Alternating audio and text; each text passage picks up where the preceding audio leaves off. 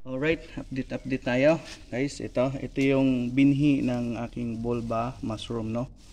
So gagawa tayo ulit ng planting gaya ng sinabi ko nung unang video, yung part 1. So ito yung part 3 na.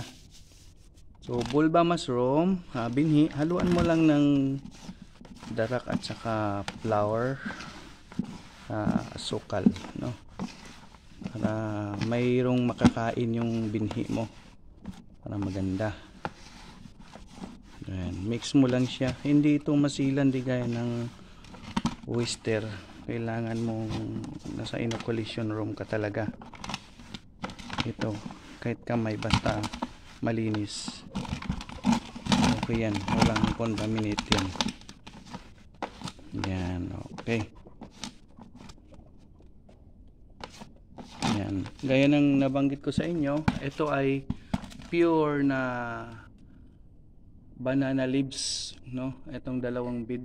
Tapos itong isa, ito yung pure dayami naman. So titingnan natin kung alin yung pinagkaiba sa dalawa. So mayroon na siyang gumagapang na yung mycelium sa loob, hindi lang makita kasi hindi pa pwedeng siyang buksan. So ngayon nagbibid ako dito ng 1 layer lang kasi isang pouch lang itong natira ko na binhi, dahil yung iba kong binhi ay hindi pa ramified. So pag naramified yun, pwede nang magpasagana ng binhi, no. So budbud mo lang dito sa ibabaw.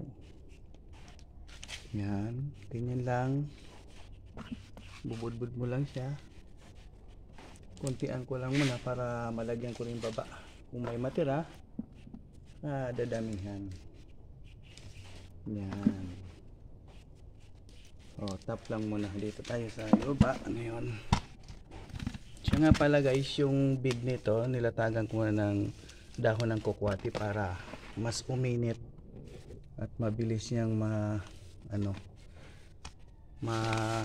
yung init sa ilalim.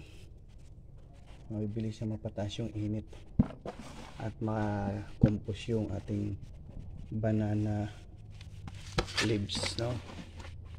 Ito nga palang banana leaves na to ay na-pasteurize ko to. Pinasteurize ko, hindi ko hindi lang basta bilad. So pinasteurize ko siya para maganda. So yan. Yan. Top layer lang ginawa ko kasi isa lang yung aking binhi, no. Pero kapag nag-ramified yung mga binhi kong ginawa, madami yon, pwede mong damihan. Yan, okay. Dito sa ibabaw, balikan natin dito dahil konti lang. Yan. Yan, ito yung part 3, no, ng bulba. So isasalansan ko sa video lahat, step by step, kung paano lahat. So ito yung pinakita ko lang muna kung paano. Puro mga shortcut muna tayo kasi hindi pa ako marunong mag-edit ha. Kaya madalian mo tayo. Yan, tapos yung pagka natapos